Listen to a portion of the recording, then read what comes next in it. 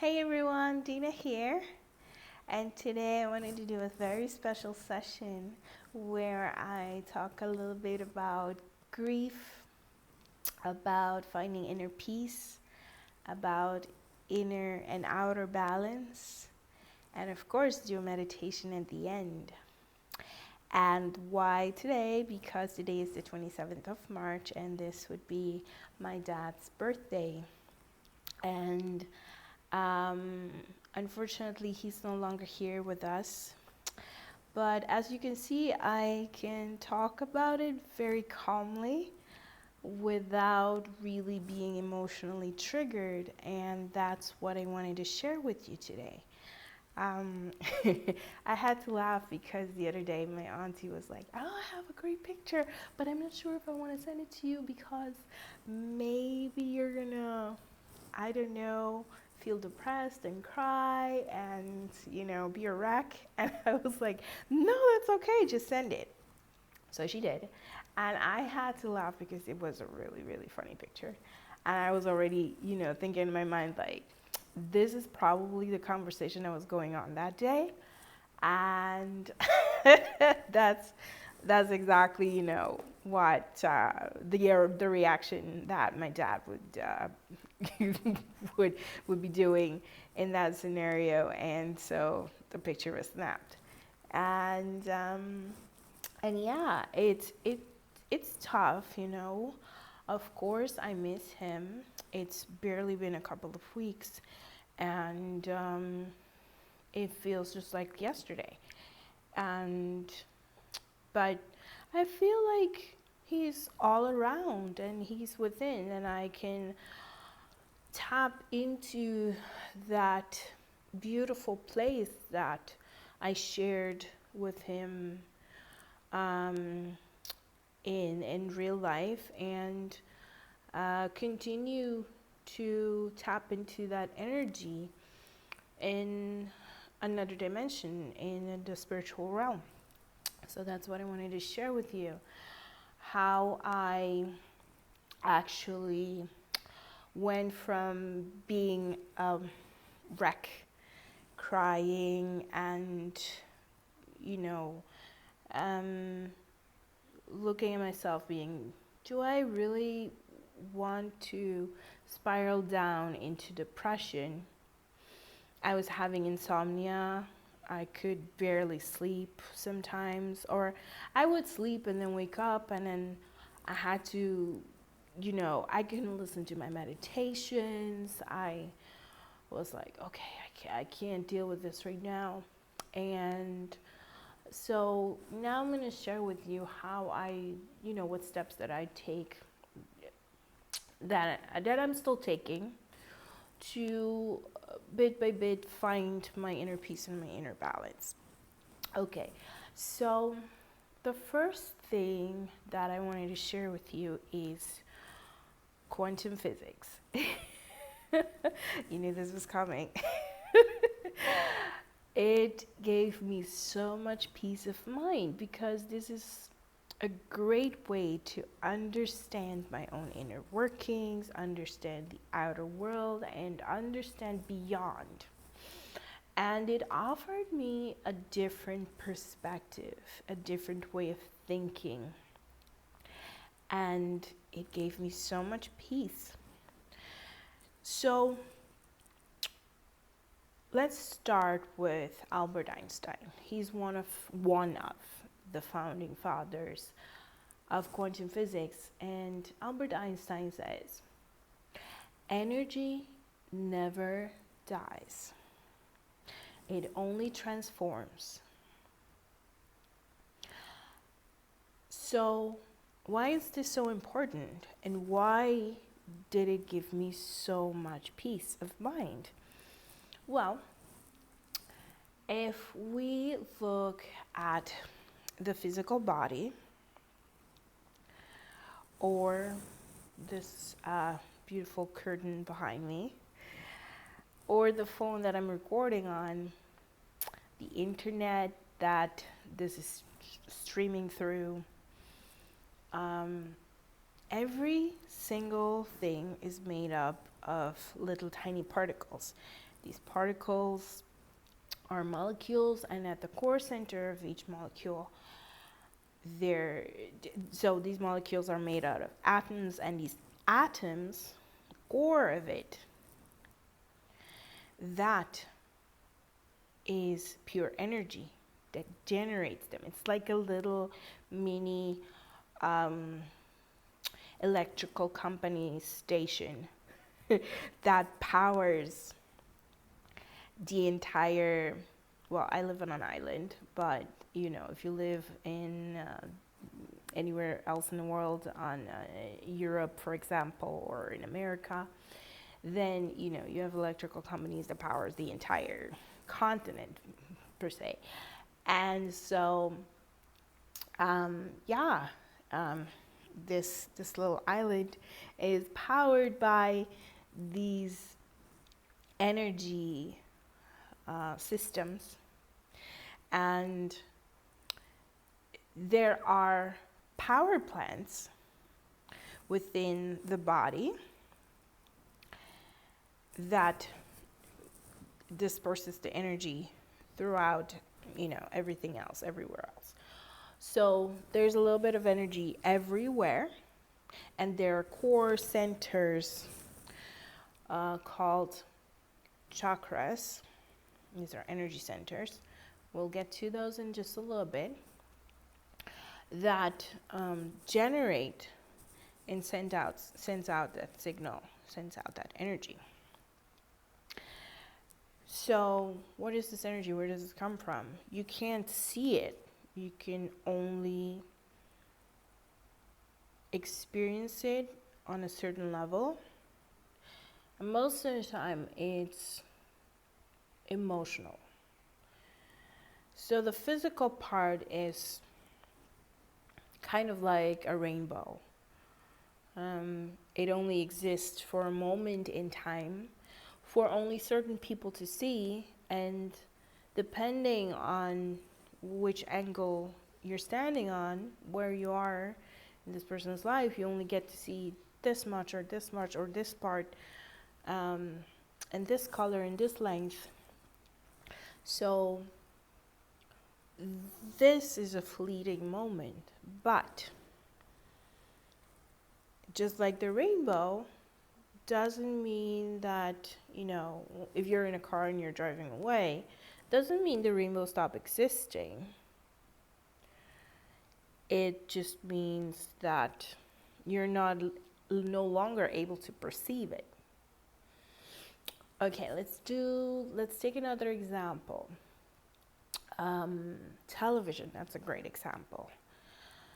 So if you're watching TV and you have this particular channel on, let's say you're watching the weather channel, and you decide to turn off the TV, it doesn't mean that the weather channel stopped existing. It keeps on going. You are no longer able to see it and perceive it and experience it because, this was turned off. So kind of like that, that's how quantum physics explains the cycle of life, that there's a beginning, middle, and end, but the energy that powered it throughout doesn't stop existing, doesn't cease to exist the moment that this powers out. It transcends. And then you're like, well, where does it go to? Why am I no longer able to see it? Aha, that's a good question. I'm going to answer it the best that I can. Hopefully you'll get it. So let's talk a little bit about the eyes, vision. Okay, so as a human being, as a human being, I don't know about cats and dogs and other creatures, but I know there are other creatures that can see, other living beings that can see more than we humans can. That's absolutely for sure. However, so in any case, there is a particular spectrum of light, just like the rainbow, we can see a particular spectrum of light. And this spectrum is only 0.00003% of the entirety of existence. Yeah? Let's go through that again. That's 0.0003% of reality. That's how much these peepers can see. That means 99.9997% of reality we cannot see. We can taste, we can smell, we can't hear, we can't experience, we can't feel. So you understand now that there is a vast chunk of reality that is unaccounted for. This, what we think is reality, this three-dimensional material world, this is only 0.0003% of actual reality. So there's 99.9997% to where the energy of the no more longer existing physical body can go to. That is a lot. That is, basically infinite space, infinite time, infinite reality, limitless. So I had to laugh when I, was doing my research and I found this and I thought, yeah, we've been going about this a little, well, not wrong, just a little bit on the side of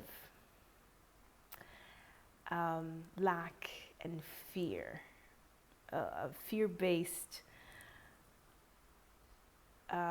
culture, I have to say.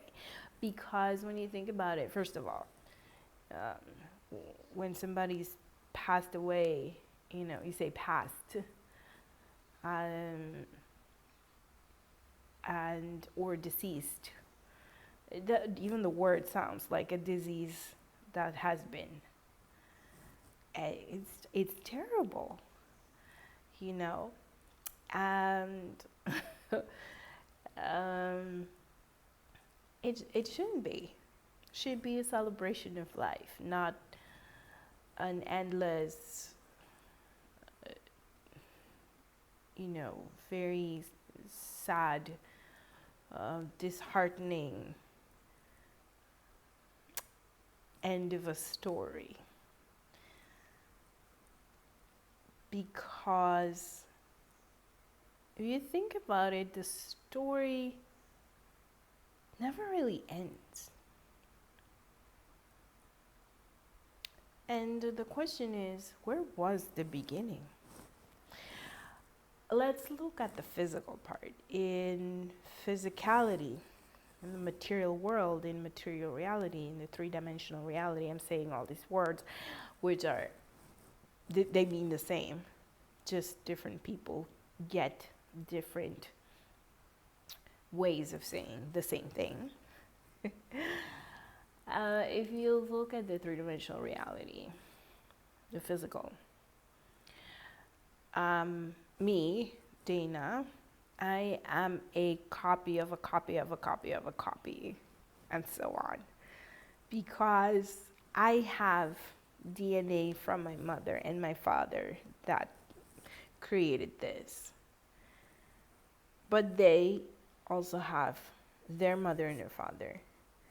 But they also have their grandmothers and grandfathers, and so on. So you understand the copy of a copy of a copy now. But also, this is the physical part, the emotional and experiential and most of all the knowledge part, and habits and rituals and things like that, most of that has been passed down from generation to generation. So even when you think about language, speech, they, your parents or guardians, whomever, wherever you were brought up, teachers, etc., they teach you language, they teach you how to speak, and then you start to understand the word and the world through a particular lens of perspective. And so their knowledge has been passed on to you. So my mom and my dad and my grandparents, etc., all their knowledge has been passed down, has been trickling down some way, somehow. And now through me it will be passed on to others. It doesn't necessarily mean only to my next of kin, but also to people who I've been in contact with. So even to you watching right now. And maybe you will take some of this information with you and then pass it on to somebody else. And so that is, how a person, the energy in their legacy lives on also. So think about it. There's a lot of the essence of this person, this entity, this energy that will linger on forever. And that's what I mean with tapping into their energy, tapping into,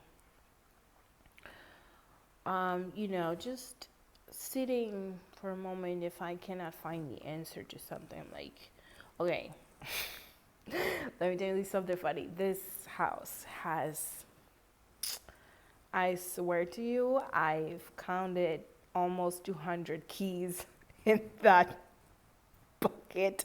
I do not know where or what they're all for. I'm still figuring it out.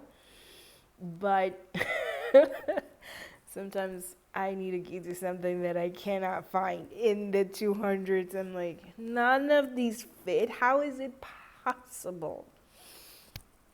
Anyways, I just sit down and I think, what would my dad do? And just let it sit for me. And we're going to do a meditation in just a bit that will allow you to center yourself, find your inner balance, find your focus, and then go about your day. It's kind of like if you follow Abraham Hicks, set it and forget it kind of thing. Sometimes it happens really quickly. It's like, meditation, bam, I got it. And sometimes it will take a while. But eventually I will find the answer to my question. It will come to me. Maybe it will pop up in a song on the radio, or maybe I'm watching a program on television. I'm like, oh, I didn't think about that. That's it. And so with this meditation, you kind of, I found a great deal of balance, of inner peace, and I could focus better, and therefore also notice Yeah. It's not just about asking a question, but also noticing the very subtle answers that come, because they always come. That, this I can attest to, they always come. You just have to be able to receive them. And being receptive is not always, you know, we humans, our strongest suit. But with tools like meditation, you can find that focus and that centeredness, and then you will see the subtleness that is the quantum reality. Okay, so we've talked about energy, how it transcends, and the vast reality that exists that, you know, we cannot perceive. So basically, between me and this curtain, it seems like empty space, and it seems like I'm breathing in air, but it's energy. It's all connected.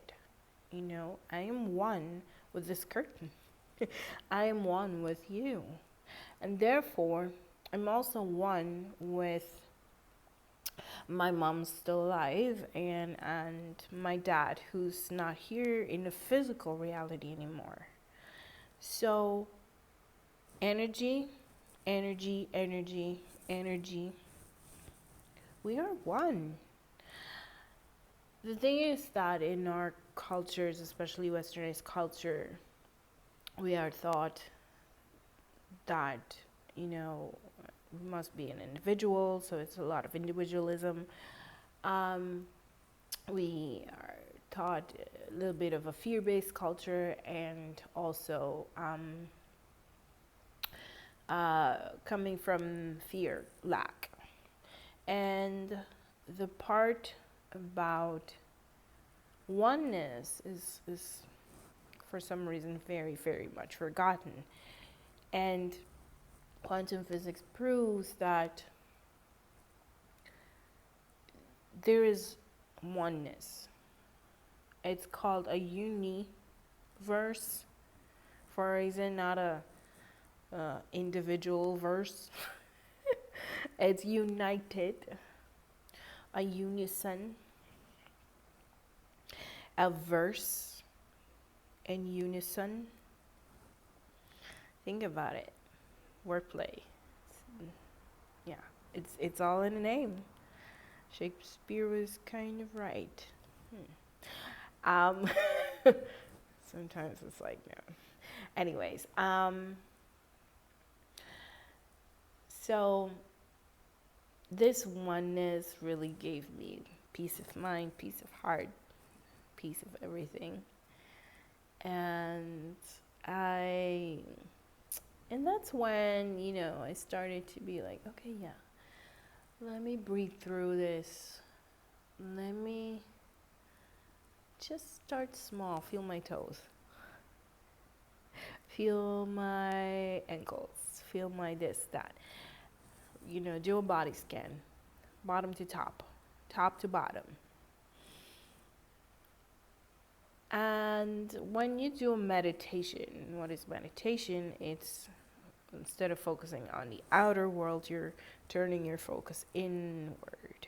So you're no longer concerned with the material reality, the 0.0003% of reality that we can touch, taste, feel, hear, see, etc. There's not much more to the etc. But you turn inward to experience an emotion, sensations, but a sensation that's inner reality. When your eyes are open and you see all around you, you know, there's obstruction everywhere, like walls and curtains and etc. And when you close your eyes, you see mostly blackness, darkness. and it seems infinite. So open, there's a finite reality. Closed, there is an infinite reality. And so that's meditation, turning the focus from outward to inward. And of course, closing the eyes, you start to focus on your inner reality. And focusing on, for example, breathing. Breath is very simple but very powerful because it allows you to not think about everything else, oh my gosh, this I have to do and that and that and that, oh my gosh, how much do I miss my dad, and get myself crazy. Take a deep breath in and out, and I already feel better. I'm like, yeah, I can do this. And also, it takes away from all the chitter-chatter thoughts that come up, that pop up, What happens is, like I said before, our culture thinks very much in past, deceived, black, finite, ending, and when you close your eyes, you see, oh, wait a minute, it's not, there are no barriers, it's infinite. And what is the past? The moment I finish this sentence, it's already the past. So, and the future becomes the past so quickly. In the middle of those two is the now, present moment. It's called a present because it's a gift. But this present moment presents to you the collision where future and past collide, right?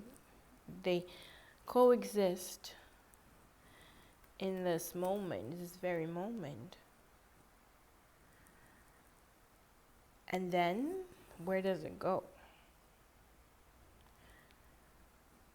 And that's when I realized, that's the same with the spirit, the energy, the soul, whatever you want to call that which gives us life. Where does it go? It's the present. It's still there, just can't experience it in this reality. If the past is the present, which is also the future, that means the past is the future, but the future is also the past, and is also the now.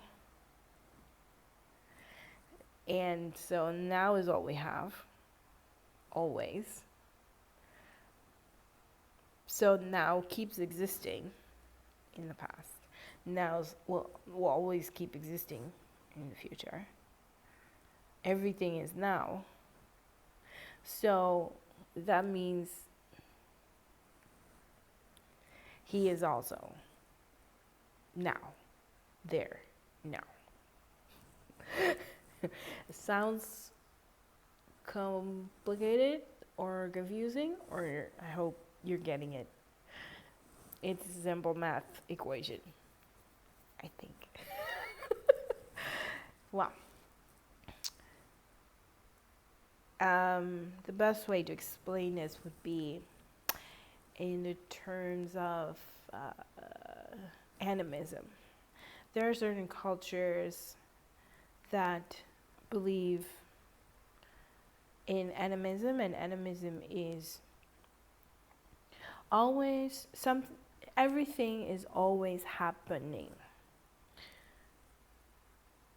So what we think the future is happening. It's already happening. It just depends on which path you walk on that you will encounter and manifest and experience a particular future. So there's infinite possibilities, but depending on the choices that you make, that you're going to get this future or that future or that future. But it's in the here and now. It already exists. It's like, you should think about it in the terms of a supermarket. Supermarket has, most of the time, post-pandemic, it's been a mess. Yeah, and because of the war, which is absolutely terrible, that also creates, a great big gap. But anyway, so back to the supermarket. Normally, under healthier circumstances, more balanced circumstances, more positive circumstances, it would have a great variety of things, basically everything that you need. And so, yeah, you can make a list of what the things that you're going to buy. So then what happens is, when you make the list, you predefined your path, and you're going to walk this way and that way and get these things, and you're done and you're out.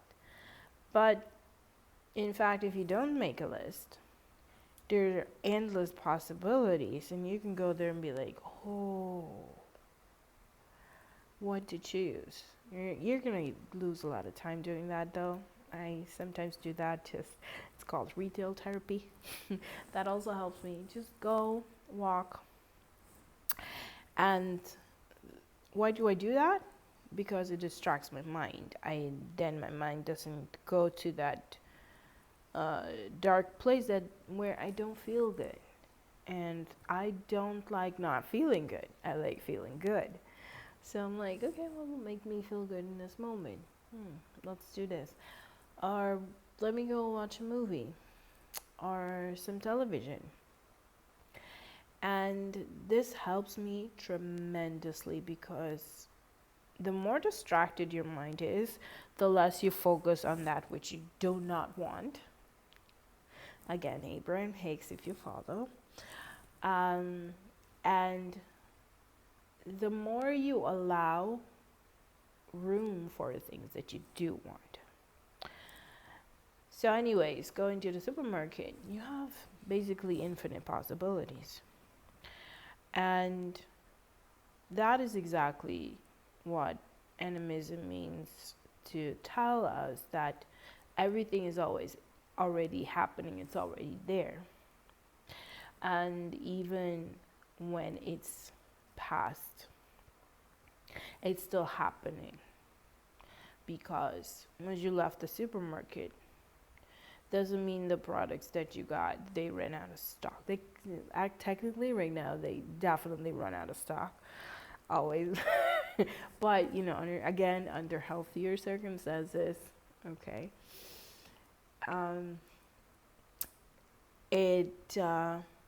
you grab a couple of eggs, and there are still more there.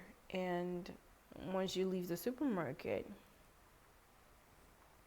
that little trip basically is still happening. Other people are also doing it. So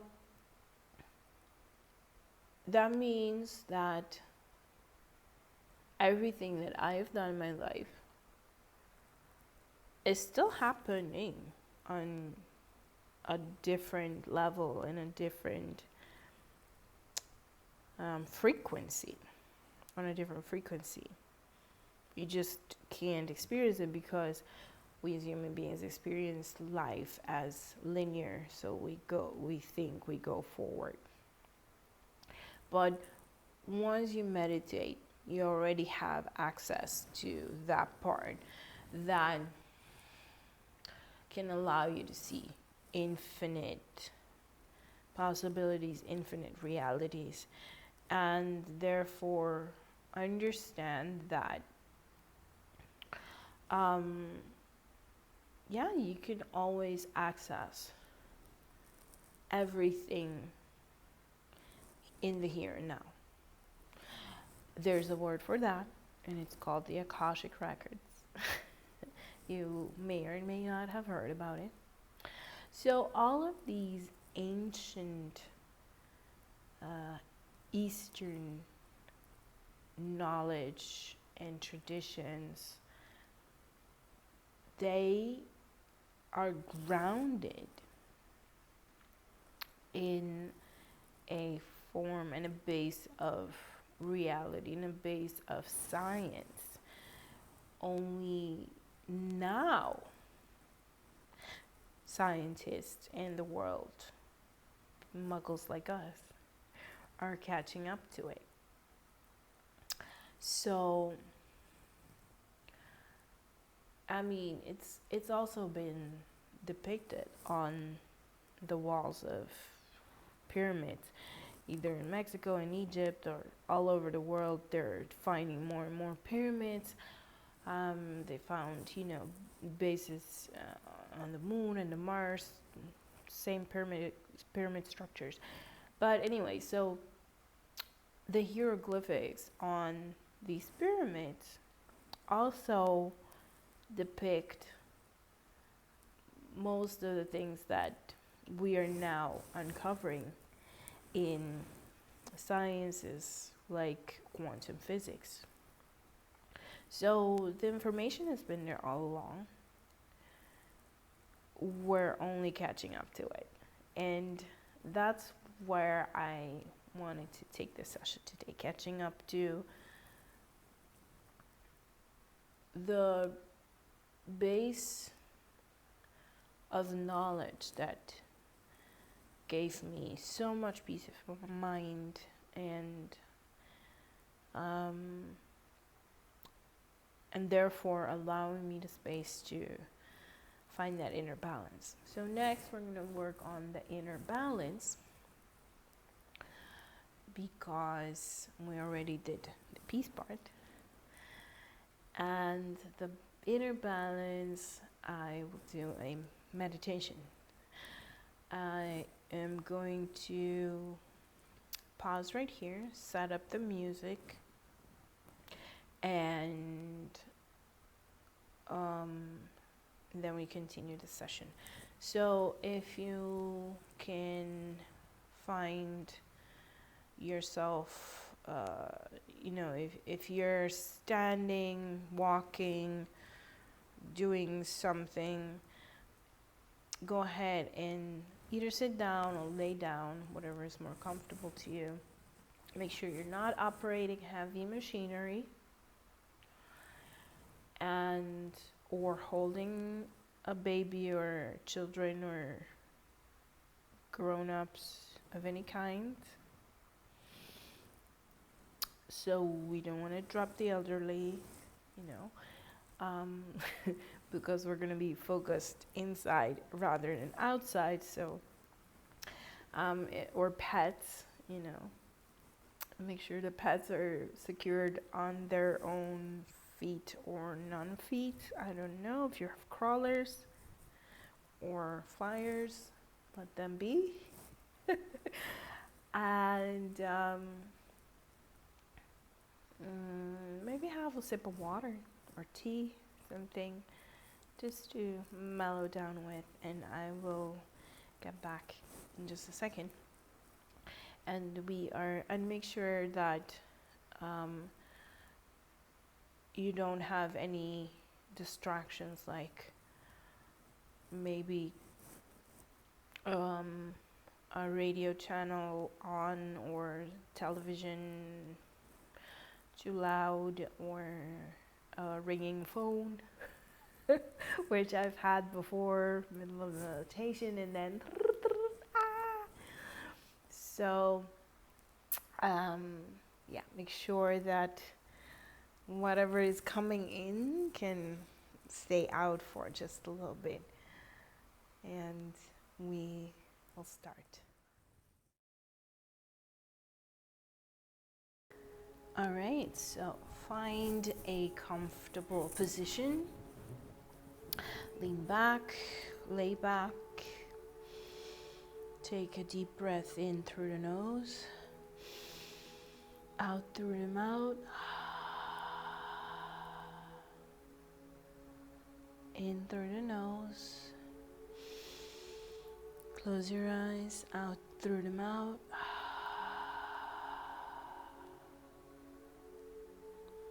Keeping your eyes closed. Breathe one more time in through the nose. And out.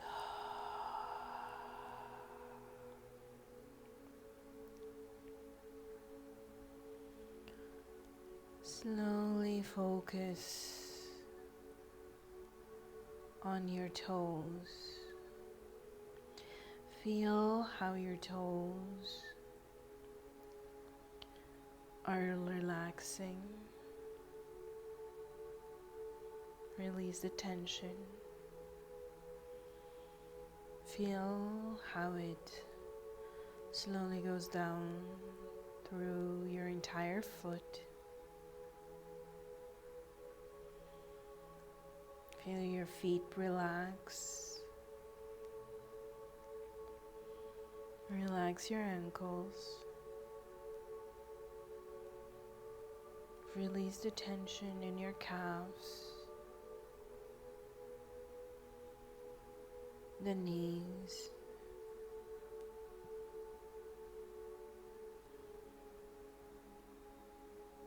focus on your thighs.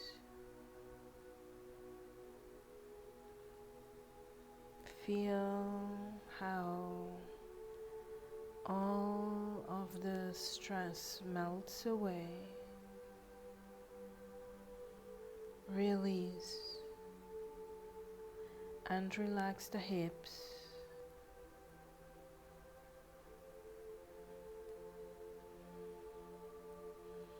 If you feel the need, you can adjust your lower back. Allow it to slowly release all of the tension. Relax the muscles in your lower belly and then your upper belly. Feel how your breath flows in and out.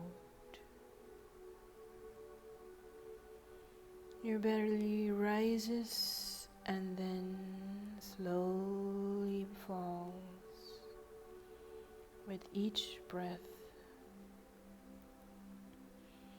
It goes up and down. And with each breath, you also release more of the tension.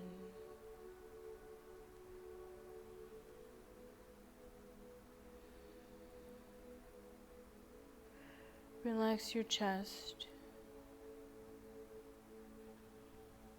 Relax your upper back, your shoulders. Especially the shoulders, just like the lower back. You need a little bit of extra settling sometimes.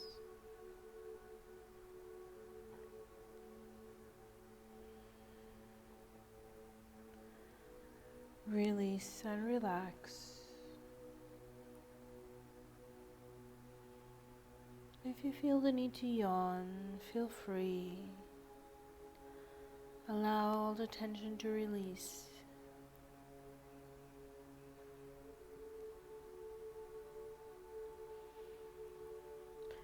Relax your upper arm, your elbows, your lower arms, your wrists, the palms of your hands,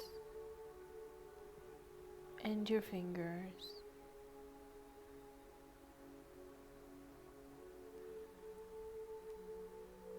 If you feel tingling or any other type of sensation, that's okay. You're releasing all of the tension.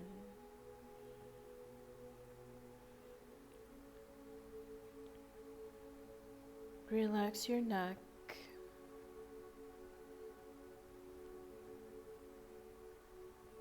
Relax your jaw.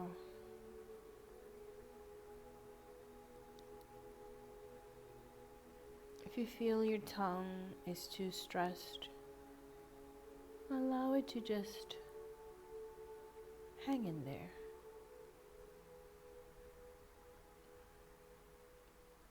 Feel your lips slowly relax. Your cheeks, your ears, your nose, your eyes and eyebrows, your forehead. Allow it to relax.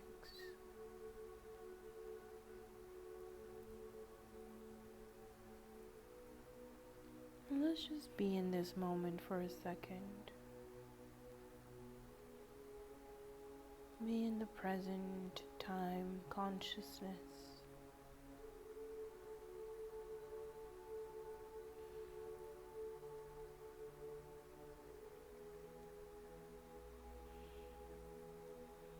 Breathing in and out.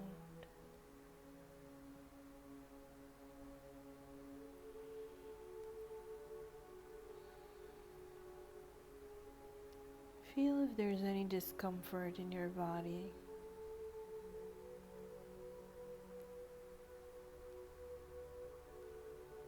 And if your thoughts are wandering off, it's okay. Notice it. Say thank you. And slowly come back to this vast inner reality.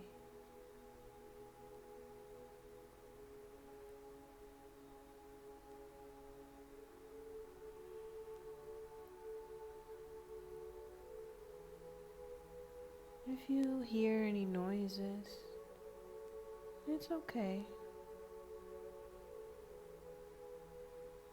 Refocus on your breath.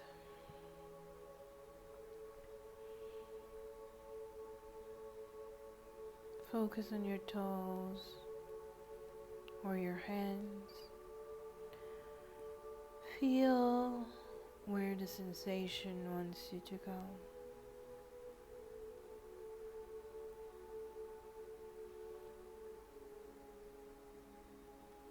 Just be in the moment.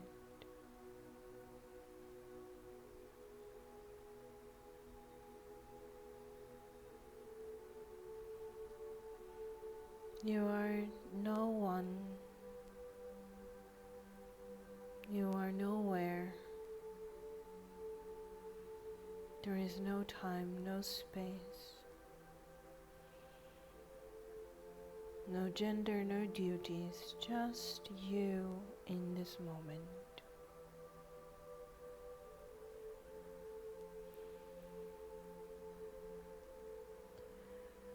It's okay to be okay, but it's also okay not to be okay. Observe if you feel okay or not so okay. Either way, say thank you. Thank you for being there. If you feel sadness, if you feel stress, anxiety, fear, whatever it is, say thank you. It's okay. You're welcome to be here to teach me a lesson so I can become more aware of what I want and do not want, where I want to go and where I do not want to go, in my physical or my emotional being.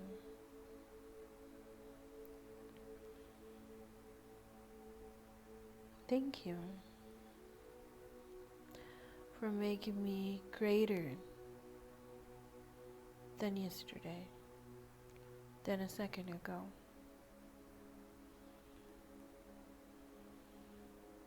If there were no darkness, we wouldn't know light. Darkness is only the absence of light. And they coexist simultaneously, harmoniously. So it doesn't have to be a burden. It's okay not to be okay. But if you're okay, be thankful. Say thank you for being okay. And either way, okay or not okay, let's focus on things that we do have. What are you grateful for?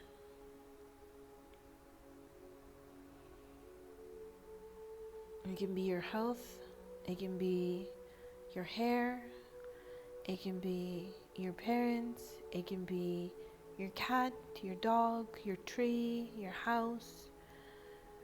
It can be a great movie you've seen or a free cake that you got. Just be thankful.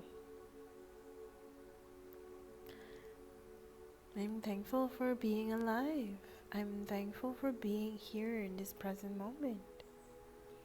I'm thankful that I can experience this three-dimensional material reality for as long as I shall live.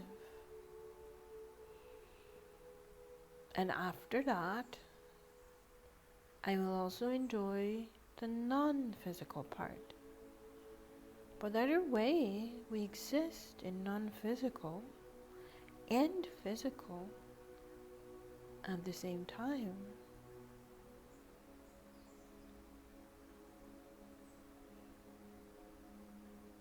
When you have your eyes closed right now, you can see and experience this non-physical part. It's vast and great, infinite.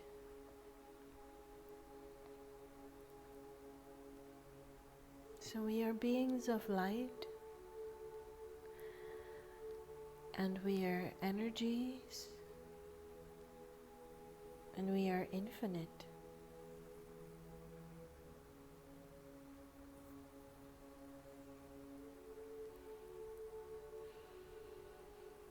Infinite energy beings.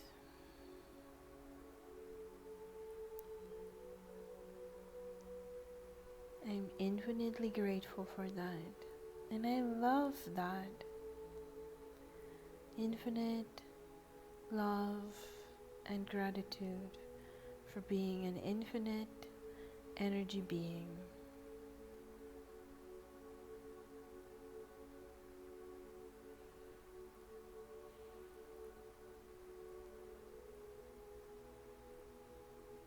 Thank you for being. Just being.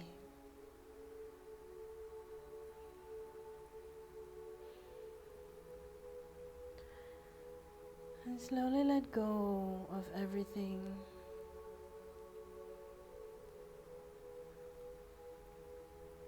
Every thought, every sensation for a second. Take a deep breath in through the nose, out through the mouth, releasing. And slowly we're going to start coming back to the three-dimensional world. Wiggle your toes and your ankles. Slowly wiggle your fingers and you can move your wrists. You can move your shoulders and your neck, maybe your hips. Take a deep breath in, out.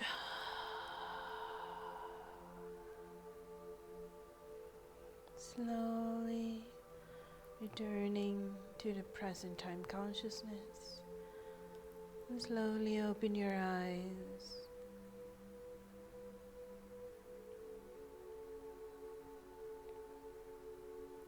Take another deep breath in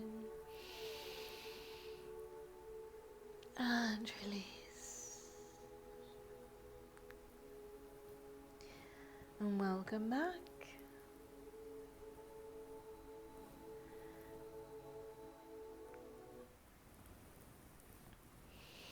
Now I wanted to do one more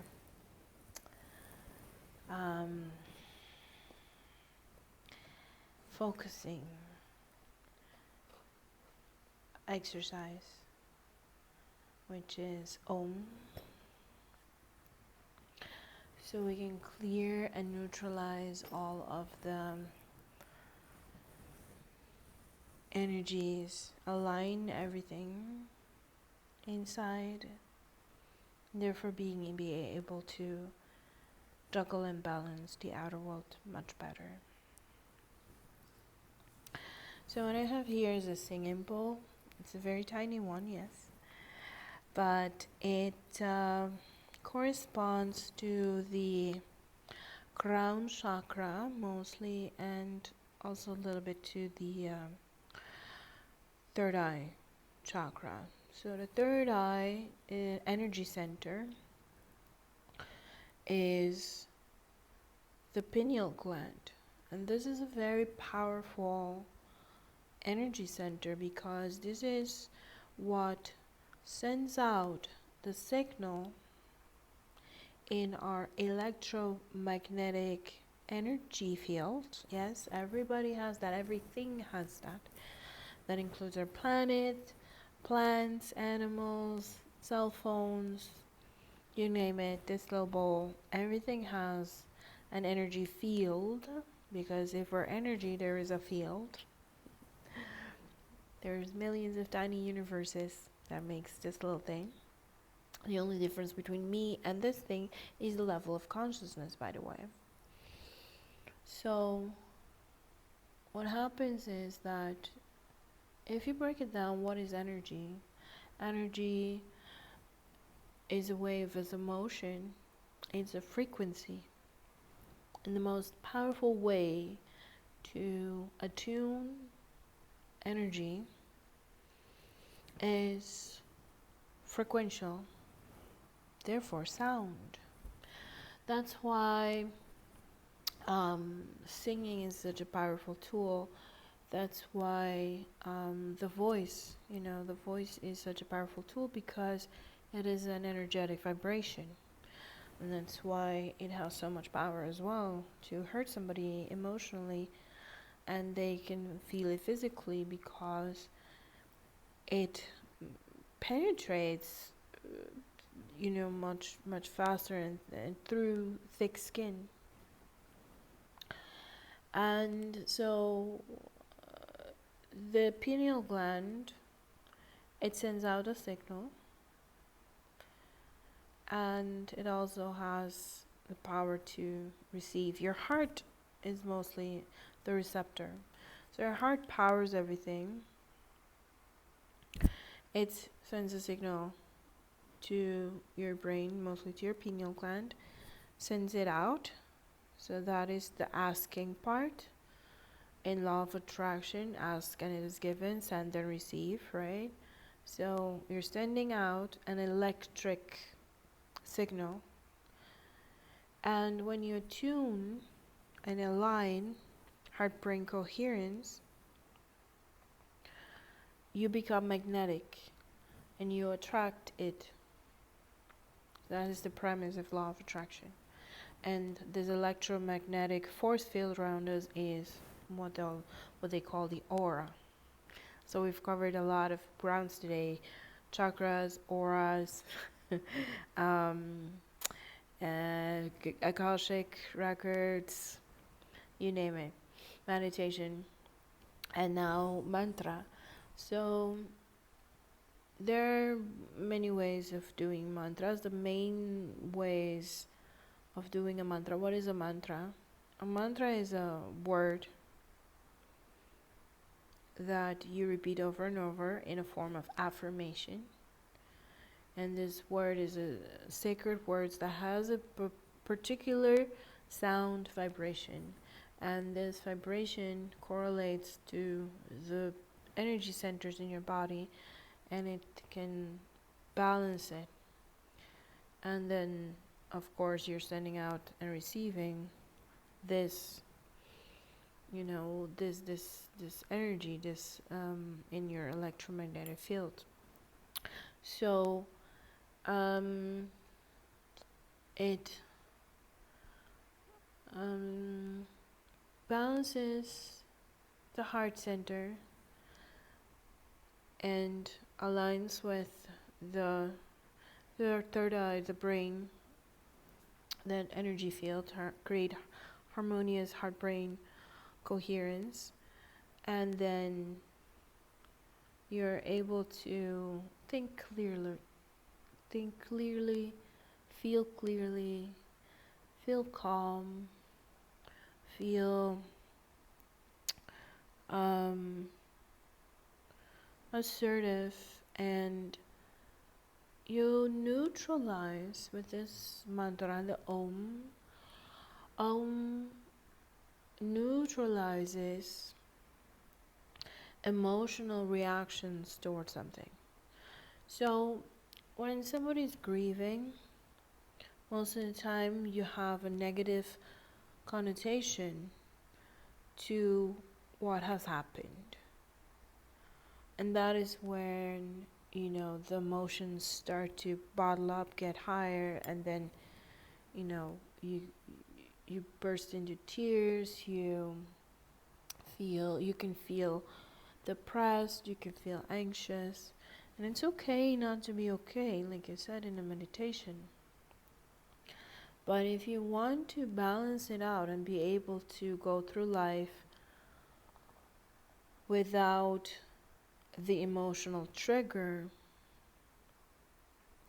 you can neutralize it. And this is one of the tools that I use personally to neutralize that emotion, so that when I think and talk about it, I don't get triggered. I don't feel the need to go down that path and think all these really draining and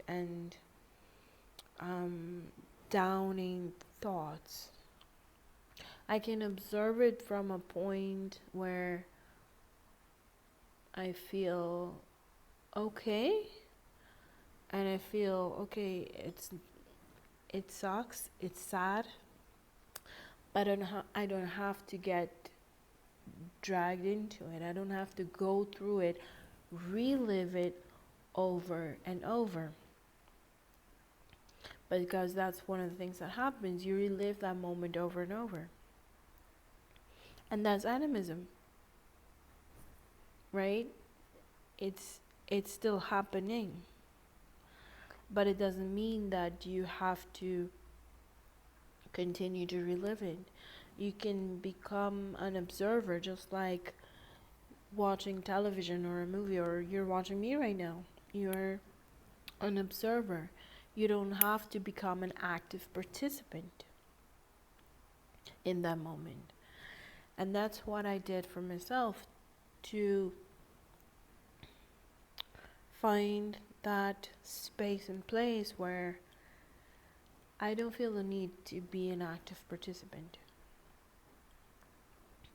And I'm going to take a quick sip of water. All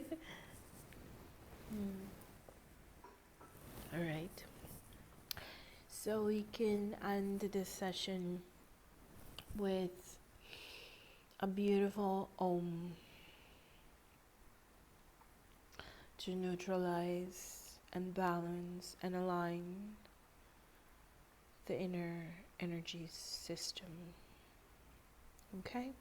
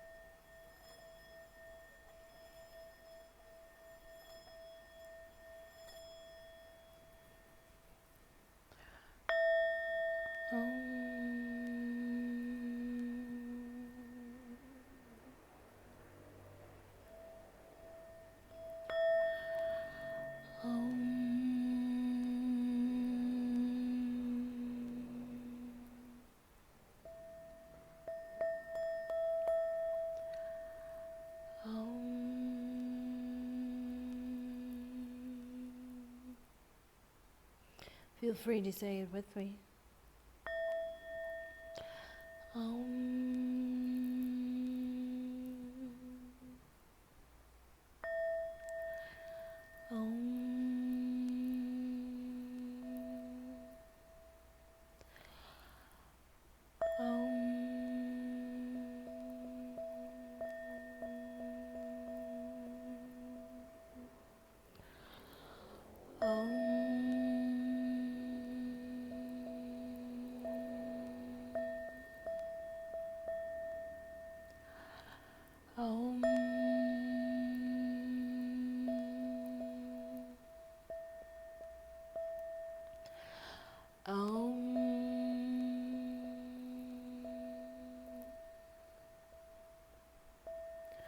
Two more times.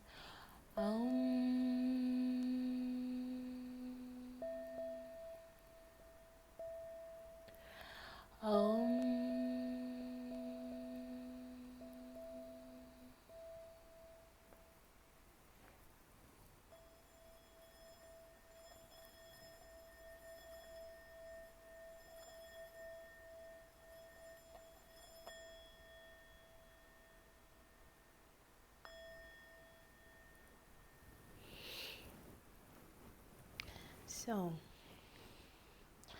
I hope this makes you feel better.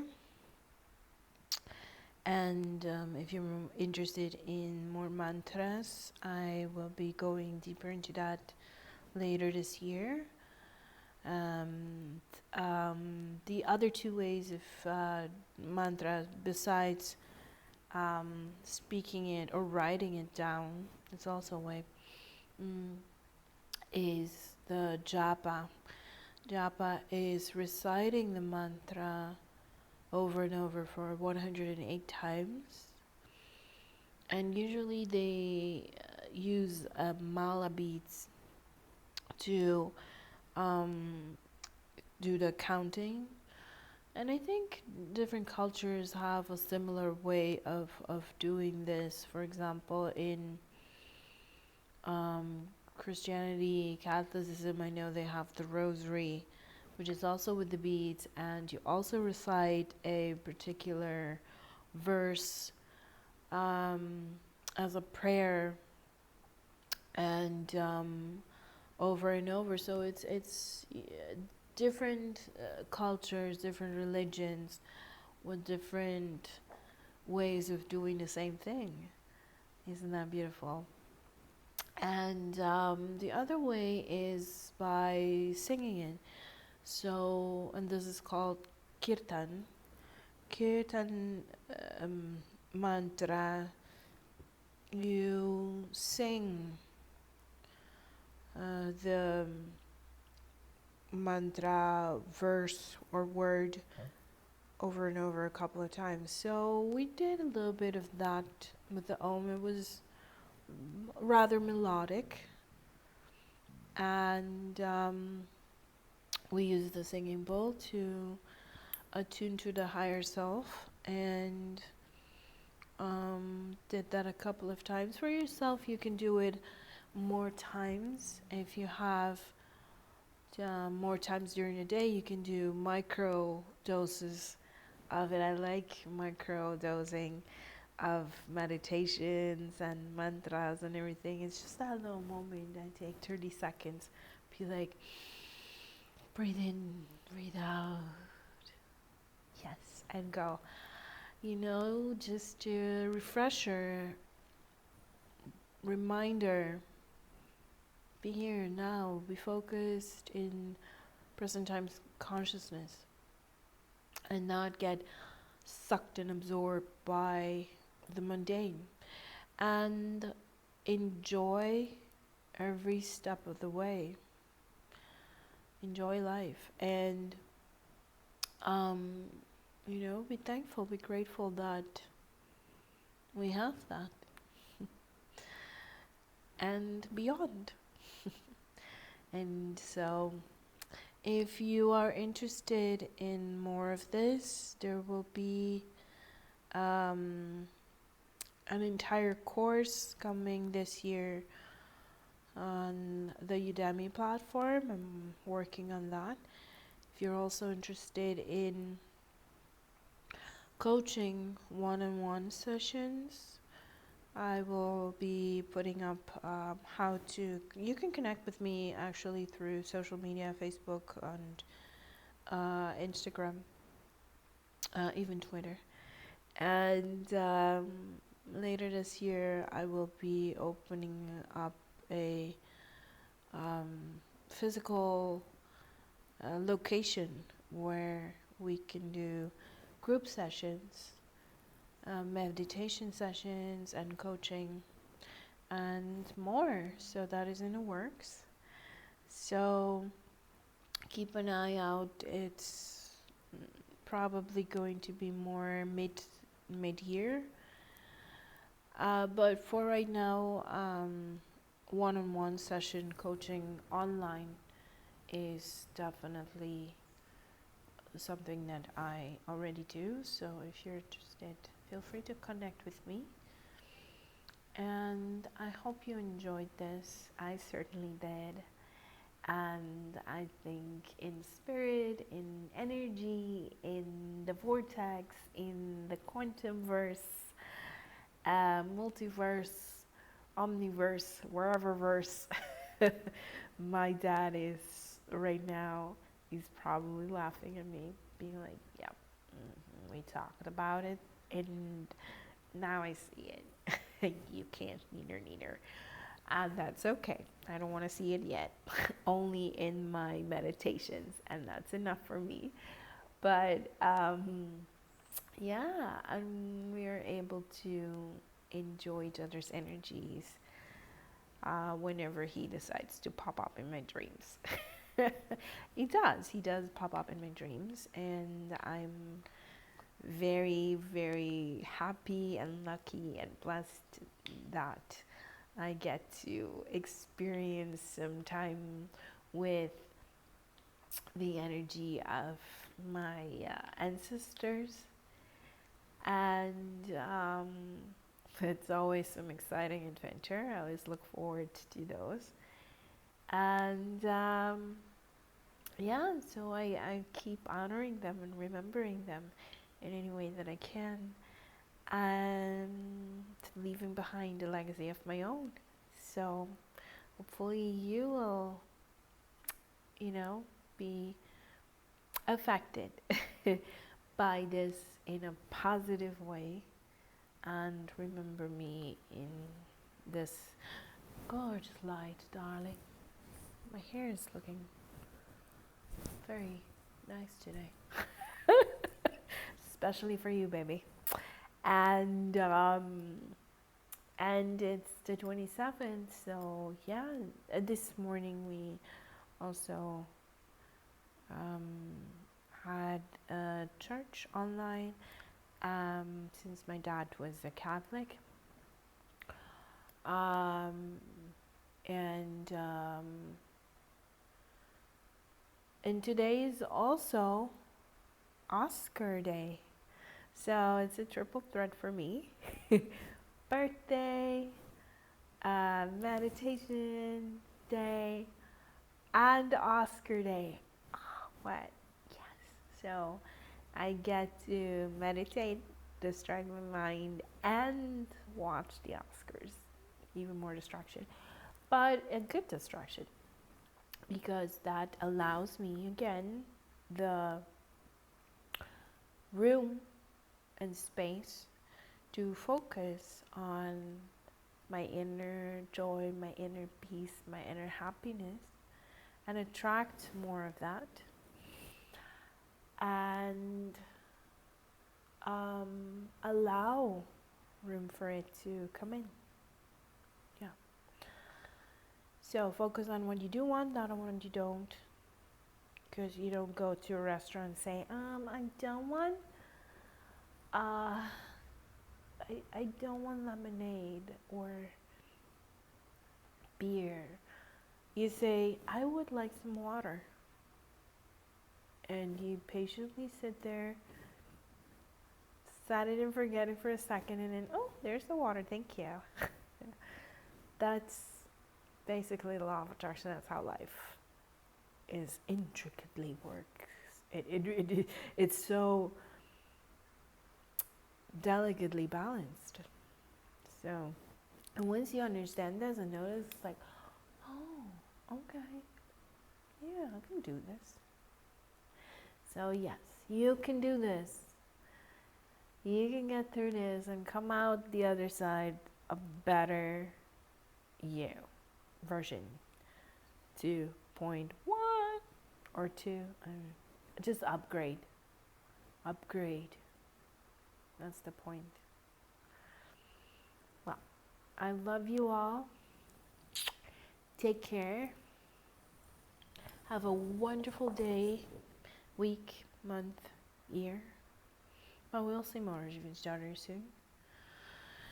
And I shall say namaste to you. Until next time. Bye.